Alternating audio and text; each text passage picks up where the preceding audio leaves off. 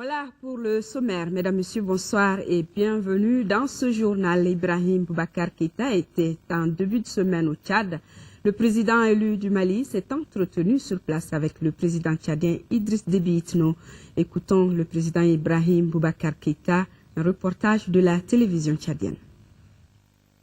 Élu démocratiquement le 11 août dernier, le nouveau président malien a décidé d'effectuer au Tchad son premier voyage à l'extérieur en signe de respect et d'admiration à ces beaux et grands pays d'Afrique centrale pour son rôle dans le maintien de la paix et de la stabilité sur l'échiquier continental.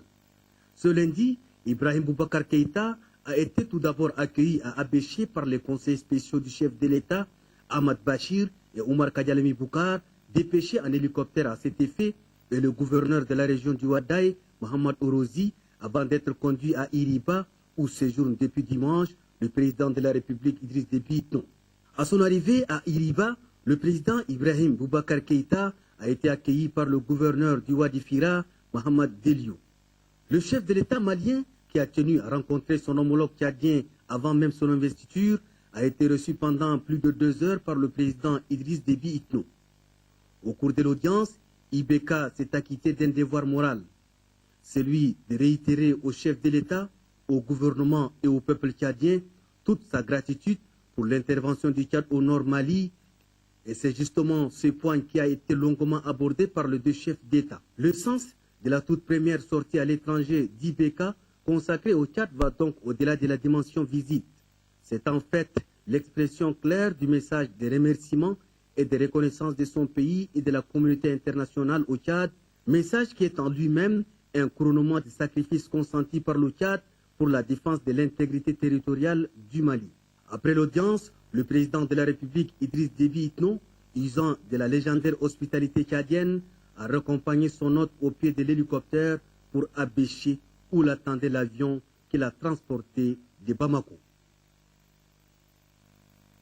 Et ici, à Bamako, nous continuons de recevoir des messages de félicitations au président de la République. Ce soir, nous avons ceux de l'Association des femmes de la Poste, de l'association Bolodi Nyorom Matan, de la coalition IBK Mali 2012, de l'Agence Bienfaisance de Chrétiens pour le développement du Mali, du Parti de la Différence au Mali, de l'Association des retraités du ministère de l'Administration territoriale, de la coordination des jeunes maliens du Gabon, du Parti social-démocrate africain, de la coordination Irnata de Gao, du syndicat des mototaxis au Mali, de l'association des régions du Mali, de la promotion 99-2003 Ibrahim Boubacar Keïta de la FSJE et de l'association des femmes vendeuses de fruits et tubercules de Médine à Sikasso. Tous félicitent le président de la République, Ibrahim Boubacar Keïta, pour son élection à la magistrature suprême du Mali.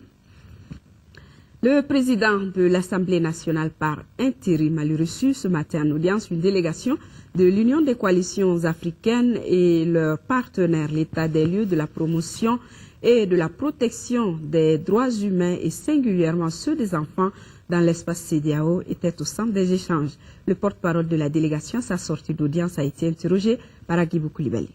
Il était un devoir pour nous en tant que coalition, en tant que porte-flambeau de la voix des enfants, de venir féliciter de vive voix les autorités maliennes par rapport à la quiétude qui a prévalu en amont et en aval des élections nationales, mais également lui porter un message de plaidoyer par rapport à la situation des enfants au Mali. Vous n'êtes pas sans savoir aujourd'hui que beaucoup d'enfants maliens se retrouvent sur les sites au Niger, au Burkina Faso, au Mauritanie, etc. Et ces enfants aujourd'hui ont envie de revenir chez eux. Mais pour revenir chez eux, est-ce que toutes les conditions idoines à leur insertion sont réunies? Donc nous avons voulu porter ce message pour que les nouvelles autorités puissent mettre sur leur agenda la question de la réinsertion des enfants. Mais de l'autre côté également, la question de la scolarisation. Comment est-ce que toutes ces écoles qui ont été détruites, toutes les infrastructures sanitaires qui ont été détruites vont être reconstruites. Mais nous avons aussi voulu donner toute la disponibilité de notre union des coalitions pour accompagner les autorités maliennes dans le cadre des appuis psychosocial que nous pouvons donc apporter pour atténuer le stress de ces enfants-là. Je vous l'annonçais dans les titres, le président de la commission dialogue et réconciliation à la tête d'une forte délégation s'est rendu hier à Kidal. Objectif, informer et sensibiliser les populations sur la mission de la commission qu'il dirige. Les femmes et hommes rencontrés ont exprimé leur désir de vite tourner la page des divergences pour vivre dans la paix. Envoyés spéciaux à Kidal, Agali Agagissa et Abdoulaye Diarra. Le Mali, riche de sa diversité culturelle et ethnique, a plus que jamais besoin d'une réconciliation. Et c'est dans ce but que le président de la commission dialogue et réconciliation s'est rendu dans la capitale des Adrales des Iforas pour rencontrer la population. Les missions de la commission étaient au centre du débat. S'agissant des missions de la commission, on peut retenir 4 volets essentiels. Il s'agit d'identifier et de recenser les forces politiques et sociales ainsi que les groupes armés concernés par le processus de dialogue et de réconciliation. D'enregistrer les cas de violation des droits de l'homme commis dans le pays du début des hostilités jusqu'à la reconquête totale du pays. Il s'agit aussi d'identifier et de proposer des actions destinées à renforcer la cohésion sociale et l'unité nationale. Des missions qui riment bien avec les préoccupations des chefs coutumiers de la région et les femmes qui l'ont d'ailleurs mentionné dans une déclaration remise au chef de la délégation. Dans leurs différentes interventions, les chefs traditionnels et le maire ont salué l'arrivée des membres de la commission à Kidal tout en réaffirmant leur soutien sans faille aux actions entreprises par l'État et la communauté internationale pour recoudre le tissu social affecté par la crise. Avec l'espoir que la mission que vous êtes en train de conduire laissera de belles traces derrière elle, en participant, n'est-ce pas, aux retrouvailles entre les citoyens d'un pays, des mêmes pays, qui sont divisés politiquement. Depuis le retour de l'administration, le premier responsable de la région s'est attelé à améliorer les conditions de vie des populations à travers plusieurs actions de solidarité. Il est bon de noter que ce dénouement et ce sens de solidarité internationale sont facteurs décisifs dans le déclenchement du retour des populations. Dans la même veine, l'État, par diverses actions, est au cœur de cet élan de solidarité exigeante à travers, entre autres, les distributions gratuites, la réhabilitation des forages, l'assistance multifonctionnelle des populations de Tessalit et Agolok, victimes d'inondations le 9 juillet dernier. Les membres de la délégation ont rendu une visite aux notabilités de la ville avant de se rendre à l'aéroport pour regagner Bamako.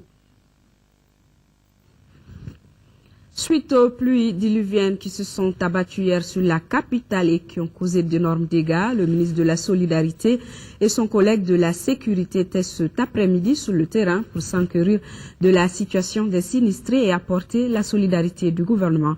Le compte-rendu de Al-Husseini Touré.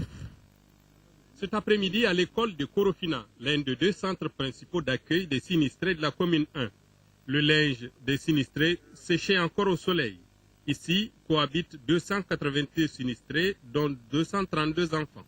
À leur côté, la Croix-Rouge malienne qui a déjà fourni couverture, moustiquaires, grésil et eau de javel. La visite des 2 ministres est la traduction de la solidarité de l'État malien envers ces populations éprouvées qui manquent de presque tout. En ce qui concerne le ministère en charge de la solidarité, donc depuis hier, nous avons déjà envoyé sur place des matériels de couchage, donc des nattes, des couvertures, des moustiquaires imprégnés, des tasses, des bouilloires, des seaux, pour permettre aux collectivités, aux maires, de pouvoir faire face à l'urgence qui était d'héberger les gens et de leur donner au moins un minimum pour qu'ils puissent dormir. Officiellement, le bilan quand même arrêté par les services de sécurité et de protection civile, alors s'établit, n'est-ce pas, à 25, n'est-ce pas, décès. Il y a eu beaucoup de dégâts matériels, il y a quand même des maisons quand même qui se sont écroulées. Il y a même des véhicules qui ont été emportés par les eaux, des véhicules, des engins à 2 roues et pas mal de choses. L'école de Zeguenebougou abrite 12 familles avec une moyenne de 20 personnes par famille. En commune 4, ce sont les groupes scolaires de Lafia-Bougou et de Taliko qui accueillent les sinistrés.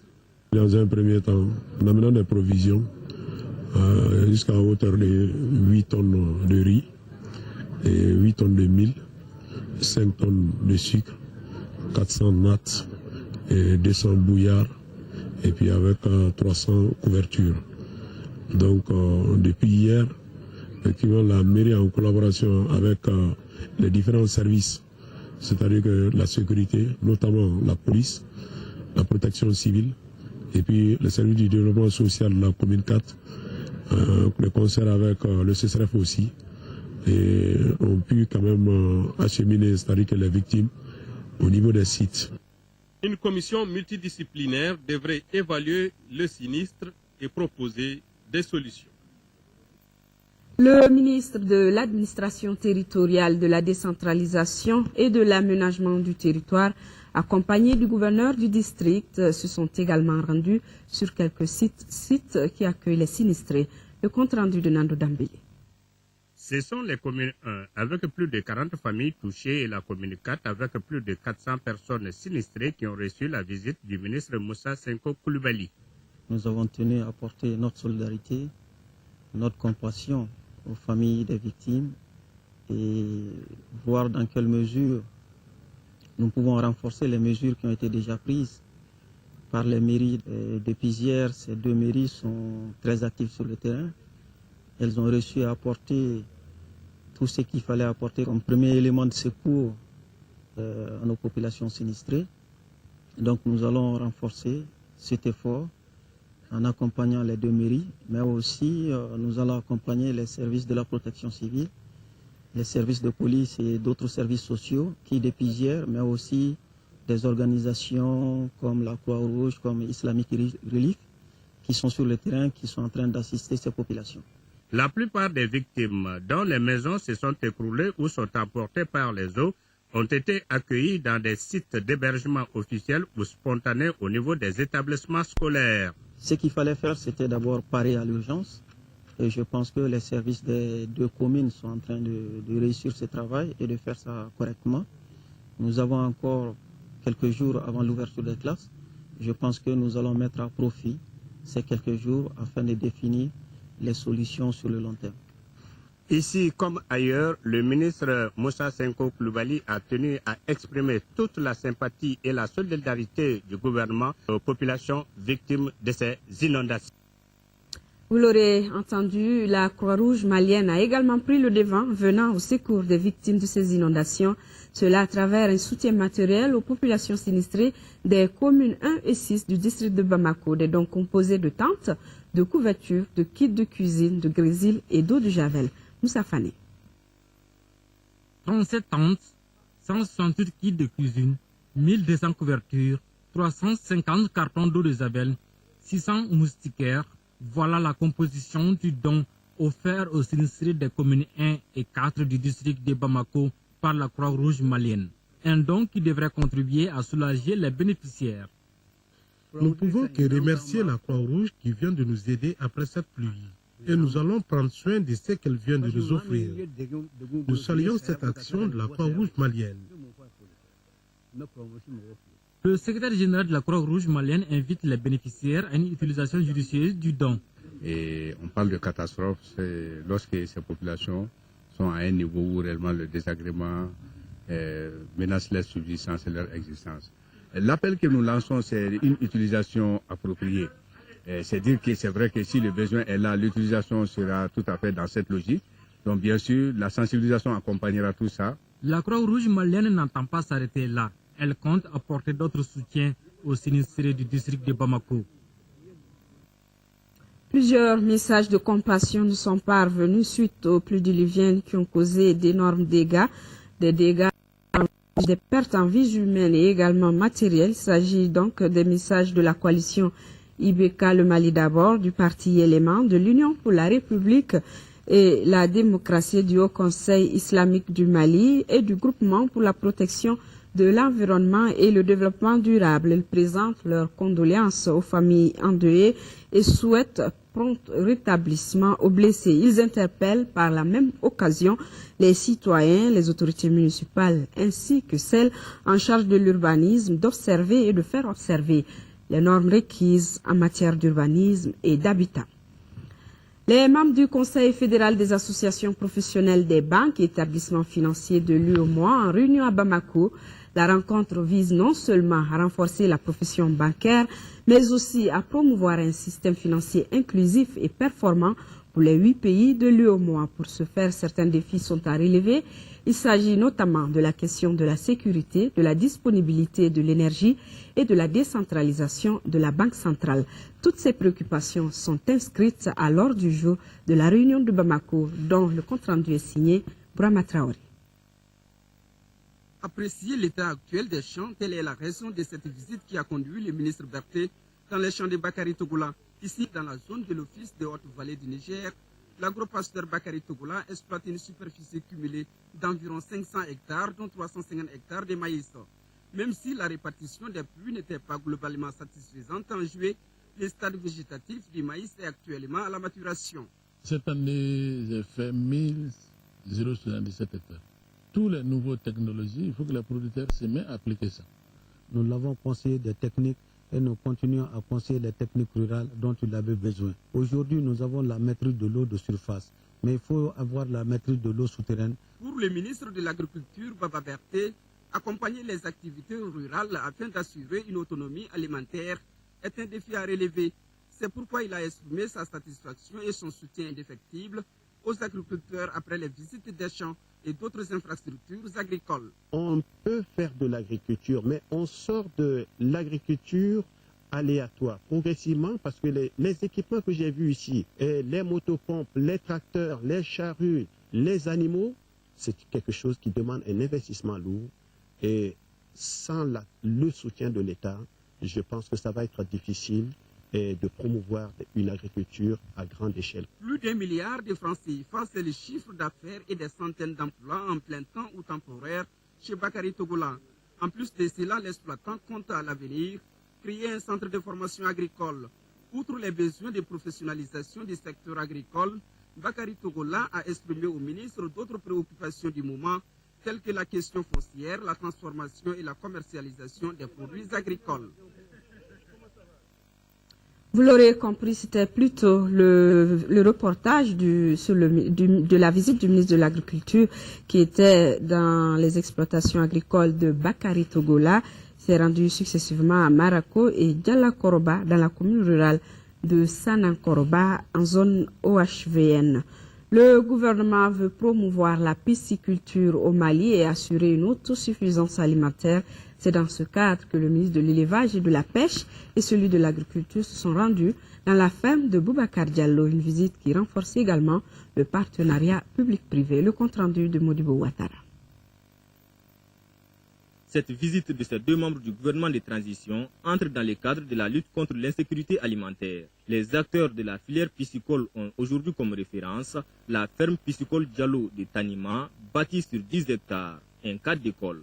Elle illustre parfaitement l'engagement du secteur privé à rester le moteur du développement. Aujourd'hui, vous voyez, le fleuve est là. La pêche a atteint ses limites. Donc, il fallait une autre solution alternative pour résoudre ces difficultés-là. Donc, la production aujourd'hui des alevins, on peut même ensemencer les mares et puis même le fleuve. Pourquoi pas? Et je pense que nous sommes sur la bonne voie. Aucun développement dans le monde ne saurait se passer de la collaboration publique-privée, d'où toute l'importance de l'accompagnement de nos hautes autorités. Et nous venons vraiment de découvrir une épicerie qui a une grande capacité de production d'alevins. Il ne reste que tout simplement aller de l'avant pour le développement de ce sous-secteur, à travers notamment des périmètres piscicoles, à travers d'autres systèmes de production aquacole. Cette visite m'a permis de constater que, en tout cas au niveau du Mali, il n'y aura plus de manque de poissons. On peut avoir des alevins, on peut avoir de l'alimentation, on a de l'espace un peu partout, parce qu'on peut faire la pisciculture dans sa maison. La pisciculture de la ferme Diallo, c'est une chaîne. De l'aliment poisson à l'éclosion, en passant par l'élevage dans des étangs, rien n'est laissé au hasard. L'usine où on produit l'aliment pour poissons. On produit des aliments enrichis et qui accélèrent la croissance des poissons. Je pense que c'est déjà une initiative qu'il faut saluer. Avec l'ensablement de nos cours d'eau et la rareté des poissons, la pisciculture de nos jours est une démarche incontournable. Une course de fond qui nécessite l'accompagnement des plus hautes autorités. Ceci pour avoir des carpes, des silures ou autres types de poissons dans nos assiettes. Rencontre de la mission de supervision de la campagne agricole avec les producteurs et agents du secteur de l'agriculture de la première région. La situation pluviométrique, alimentaire, phytosanitaire et la subvention des intrants. Voilà les sujets évoqués au cours de cette visite. Le compte-rendu de Kansuto Kanouti. À Séro, la délégation a visité le lac Gourou qui est exploité difficilement pendant la saison sèche par les populations il y a de cela plus d'un siècle. Selon les paysans, ces difficultés sont dues au manque d'équipements et d'aménagements appropriés. À Tambakara, l'équipe de la mission, en compagnie de celle de la direction régionale, a d'abord visité le champ de Niébé de Sekoubi Diadoukoué avant de se rendre dans celui de Suleiman Savadogo à Samé, où l'on peut observer des plants de maïs et de courge. L'état de ces cultures est satisfaisant et répond au rythme de la pluviométrie actuelle. Dans l'ensemble, c'est satisfaisant.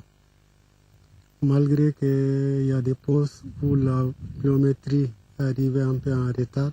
Pour M. Demba Diallo, chef de la mission de supervision, la saison s'annonce bonne. La répartition des pluies de cette année est meilleure à celle de l'année précédente. Cependant, il déplore l'arrivée tardive des bras valides pour les travaux champêtres à cause des activités d'orpaillage assez répandues dans la région. La situation alimentaire est vraiment bonne et elle est consécutive à la bonne récolte enregistrée l'année passée. Mais sur le plan toujours social, c'est un peu l'activité d'orpaillage où vraiment la main-d'œuvre est absente actuellement dans les zones agricoles.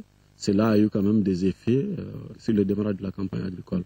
La situation phytosanitaire est relativement calme dans l'ensemble.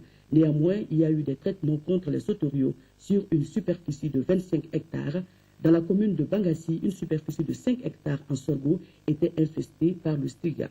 Des essaims d'oiseaux granivores ont été aperçus par des paysans à Amdalaï dans le secteur de Diafonogouri et à Bena dans la commune de Touya. Des dispositions ont été prises pour le déclenchement de la lutte anti-aviaire.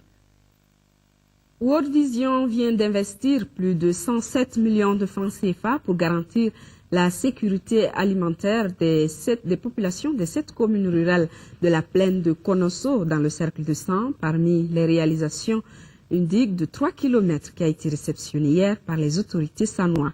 Le compte-rendu de Kandesila.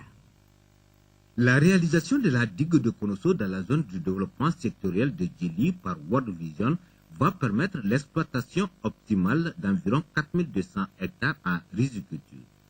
Les populations cibles qui sont sorties massivement à la réception officielle sont 4 communes rurales du cercle de Sang, Nyamana, Djili, Torosso et Djakouruna, ainsi que 3 du cercle de Bla, les communes de Colonie, Djaravana et Yangassou. La première phase des travaux de réhabilitation de la plaine a été exécutée en 2011 avec le curage du canal principal, à peu près 7 km, et de 2 canaux secondaires d'un montant estimé à 34 millions de francs CFA. La digue que nous inaugurons aujourd'hui constitue la deuxième phase des travaux. Cette digue d'une longueur de 3 km a coûté à peu près 73 705 000 francs CFA. Avec ces réalisations, a expliqué le responsable chargé de l'agriculture Arnaud Sangaré, la production du riz passera dans la zone de 4 000 à 12 000 tonnes du riz, sans compter des activités de maraîchage ou de pisciculture liées à ce projet. La plaine ainsi aménagée pour un coût de 73 705 000 va assurément vaincre dans le cercle de Sang la faim, la soif, la maladie, l'analphabétisme, j'allais dire la pauvreté. Aussi, le préfet, tout comme le chef du village de Konosso, Brahma Dambélé, le maire de la commune de Nyamana, Salifou Tangara, tous au nom des communautés bénéficiaires ont exprimé leur gratitude à l'ONG World Vision, une ONG qui intervient au niveau du cercle de Sang dans plusieurs secteurs comme l'éducation, l'eau et la santé, entre autres. Les membres du Conseil fédéral des associations professionnelles des banques, je vous l'annonçais, et établissements financiers de l'UEMOA sont en réunion dans notre capitale. La rencontre vise non seulement à renforcer la profession bancaire, mais aussi à promouvoir un système financier inclusif et performant pour les 8 pays membres de l'UEMOA. Pour ce faire, certains défis sont à relever. Il s'agit notamment de la question de la sécurité, de la disponibilité de l'énergie et de la décentralisation de la Banque centrale. Toutes ces préoccupations sont inscrites à l'ordre du jour de la réunion de Bamako. Le compte rendu est signé Brahma Traoré. Réunion de la Fédération de l'Association professionnelle des banques et établissements financiers de l'UEMOA, des acquis et des défis sur la table de discussion. Concernant les premiers points, les activités réalisées par la Fédération donnent satisfaction, parmi lesquelles le renforcement des moyens d'action de l'association et l'instauration d'un climat de concurrence saine entre les membres et bien d'autres. La Fédération des APB apporte une contribution de très grande qualité au renforcement de la profession bancaire, à la promotion d'un système financier inclusif et performant au service du développement et de la croissance économique dans l'espace IMOA. Au fil du temps, la Fédération s'est imposée comme une véritable force d'analyse, de proposition et d'action, ce qui s'est traduit par une plus grande lisibilité de son rôle et de ses orientations stratégiques. Le second point inscrit à l'ordre du jour de la réunion est relatif aux grandes préoccupations économiques. Les premiers responsables de la communauté bancaire réfléchissent notamment à l'accroissement et à l'amélioration des services financiers offerts aux populations de l'espace communautaire. Cette tâche ne peut malheureusement s'exercer si certaines entraves ne sont pas levées. Il s'agit entre autres de la question de la sécurité, la question donc de l'énergie, la disponibilité de l'énergie et de son coût, la question donc de l'amélioration du climat des affaires, notamment les questions liées à la justice dans nos États, et éventuellement la question donc de la décentralisation de la Banque centrale pour nous permettre donc de sécuriser notre activité. Trouver une solution à ces préoccupations, c'est permettre à la Fédération des APBF de faire face à la concurrence et de jouer tout son rôle dans un marché financier mondialisé. La rencontre de Bamako aborde également l'épineuse question de la bancarisation, dont le taux reste encore faible au sein de l'espace UEMOA. Selon le dernier rapport de la Commission bancaire, le taux de bancarisation de notre sous-région était estimé en moyenne à 7,9% en décembre 2011. Il varie de 1,7% à 13,4%. Certes, les indicateurs de bancarisation ne sont pas bons. Pour autant, la situation n'est pas sombre. Depuis 5 ans, il y a eu une réelle dynamique de massification des services bancaires qui est en cours et qui laisse présager pour la future décennie un infléchissement important de la tendance actuelle. De la réunion de Bamako devront sortir des résolutions qui devront servir de feuille de route pour la Fédération afin de développer davantage l'activité bancaire au sein de l'espace UEMOA. 10e anniversaire de l'Agence nationale de la sécurité sanitaire des aliments, une journée mise à profit pour faire le point des réalisations, identifier les défis et envisager les perspectives. Occasion également pour commémorer les 50 ans du Comité national alimentaire. Le compte-rendu de Fatoumata Kone. L'Agence nationale de la sécurité sanitaire des aliments, ANSA, s'impose après 10 ans d'existence. Cela en faisant respecter les normes sanitaires par les producteurs agroalimentaires et les consommateurs. Tout aliment qui peut constituer un risque pour le consommateur, nous le contrôlons. Deuxièmement, ça peut être des choses banales comme des germes, des bactéries qui peuvent donner une intoxication. Ça, les gens voient ça rapidement. Mais les autres contaminants qui sont insidieux qu'on ne voit pas, c'est à la longue que ça peut poser problème. Placé sous le signe de la rénovation, ce 10e anniversaire de l'agence est mis à profit pour faire le point des réalisations en vue d'identifier les défis à relever. Les études et les évaluations des entreprises conduites par l'Agence nationale de la sécurité sanitaire des aliments ont démontré que la plupart des dangers alimentaires au nombre desquels les intoxications pourraient être imputables aux mauvaises conditions d'hygiène, de production, de transformation, de stockage, de transport ou d'utilisation domestique des aliments. Selon l'OMS, 7000 personnes, tout âge confondu, décèdent chaque année en Afrique par suite des diarrhées hydriques ou alimentaires. Pour faire face à cette problématique au Mali, le gouvernement a créé l'ANSA. La structure travaille en étroite collaboration avec le Comité national du Codex Alimentarius, CNCA, un comité qui amende les avant-projets concernant l'agroalimentaire. Cet anniversaire de l'Agence nationale de la sécurité sanitaire des aliments coïncide avec le 50e du Comité national du Codex Alimentarius. Les enfants de militaires renouvellent leur reconnaissance à l'armée malienne et à ses alliés pour les efforts consentis dans la restauration de la paix dans notre pays. Ils viennent de leur décerner des distinctions. C'était au cours d'une cérémonie en présence des représentants de l'armée, du ministre de la Communication et du président de la Commission Dialogue et Réconciliation. Le compte-rendu de Mamour Sidibé. Les enfants des militaires du Mali, dirigés par Mme Kone Oumou-Sangaré, ont fait de ce jeudi une journée de reconnaissance en l'honneur des pays contributeurs pour la paix au Mali. Au nombre des contributeurs qui viennent de recevoir des distinctions, il y a la MINUSMA, l'Union européenne, l'opération Serval, la MISMA, la CEDEAO, la Chine et le Tchad. Cette journée pour le parrain est une leçon de l'histoire. Les événements et les actions qui se sont déroulés ces derniers mois au Mali ont remis à leur place véritable les valeurs de solidarité, de confraternité ayant servi de fondement à l'Organisation des Nations Unies et de repère aux pères fondateurs de l'Union africaine. Le représentant de la force Serval a, au cours de la cérémonie, renouvelé la volonté de son pays à accompagner le Mali pour la restauration de la paix et de la démocratie.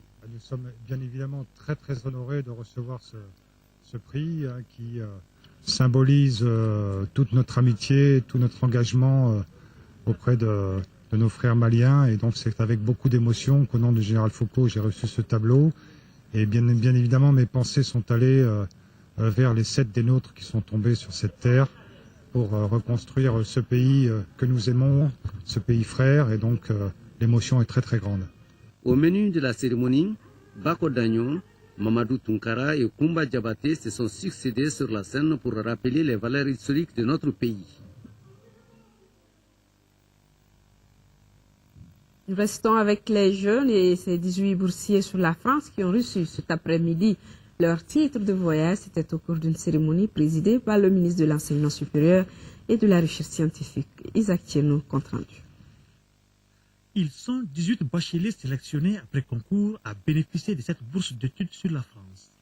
La cérémonie solennelle et pleine d'émotion a été l'occasion pour les responsables de l'éducation de féliciter et prodiguer des conseils à ces futurs cadres du Mali.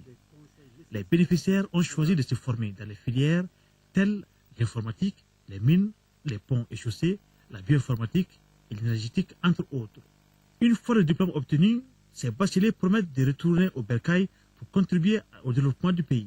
Je tiens à m'engager au nom de mes camarades à faire de notre mieux au cours de notre formation pour apporter à notre retour, Inch'Allah, notre pierre au développement du pays, afin que le Mali aussi soit un pays émergent. Cette bourse est le fruit de la coopération Mali-France. La promotion 2013-2014 est la 14e du genre. C'est un programme qu'on peut réellement qualifier de bilatéral. On parle souvent d'aide bilatérale, mais elle est souvent unilatérale dans le sens où c'est un financement qui est accordé à tel ou tel partenaire. Et c'est un signe de plus de la fraternité manifestée, notamment cette année, entre la France et le Mali. Faire du Mali le pays qu'il devra être, solide, dur et qui comptera. Donc nos bénédictions vous accompagnent, comme on fait chez nous, et nous sommes certains que vous nous reviendrez comme vous-même vous souhaitez, pour venir prendre la relève. Je leur demande de prendre exemple sur leurs prédécesseurs pour honorer la nation malienne en méritant des valeurs de discipline, d'abnégation et de culture de l'excellence. Les étudiants ont par cette occasion reçu leur titre de voyage en présence de leurs parents. Et page noire de cette édition, Al-Hassan Konaré nous a quittés ce mardi 27 août. À l'âge de 77 ans, sa brillante carrière professionnelle a fait de lui officier de l'Ordre national du Mali en 2005. Le docteur en sciences biologiques, spécialité pêche continentale, a été conduit cet après-midi à sa dernière demeure. Le compte-rendu de Noum Sissoko.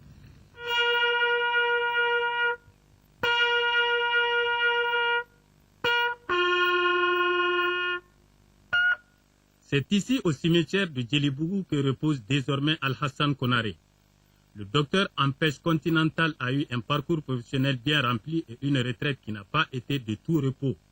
Après avoir intégré la fonction publique En octobre 1964, il a successivement servi comme directeur de l'opération pêche Mopti de 1968 à 1979, directeur de cabinet au ministère du Plan et des Transports de 1980 à 1982, directeur de cabinet au ministère de l'Industrie et des Mines de 1982 à 1984, expert pêche pour le développement de la pêche maritime en Mauritanie de 1985 à 1987, expert pêche auprès de la FAO pour le développement de la pêche continentale en Afrique centrale, au Zaïre et dans les pays des Grands Lacs de 1987 à 1992, professeur à l'IFRA de 1992 à 1995.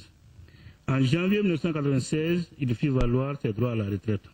Bien même qu'il soit à la retraite, il est nommé directeur du bureau de l'étude CNES de 1996 à 2000.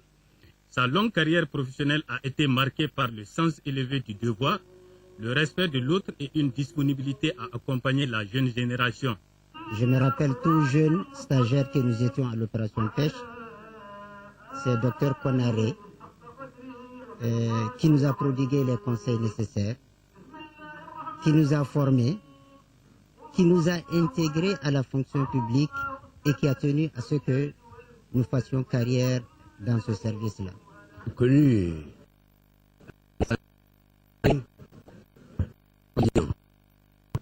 en 1963 à Lille. Lui, il était à la fac des sciences. Moi, j'étais en fac de droit et à l'école supérieure de journalisme de Lille. J'ai apprécié son comportement. C'était un homme calme, sérieux, qui n'a jamais eu de problème avec personne, à ma connaissance. Et vraiment, à Lille, tous les étudiants l'aimaient bien. À 77 ans, Al-Hassan Konaré laisse derrière lui une veuve, 5 enfants et de nombreux petits-fils. Que son âme repose en paix. Et cette nouvelle sportive, avant de fermer cette édition, les demi-finales de l'Afro-Basket masculin 2013 Côte d'Ivoire se jouent demain. L'Égypte rencontre le Sénégal à 16h et à 18h30. La Côte d'Ivoire sera face à l'Angola. Le premier match est à suivre sur la première chaîne et le match Côte d'Ivoire-Angola, la deuxième rencontre donc sur TM2. Les amateurs de football peuvent regarder la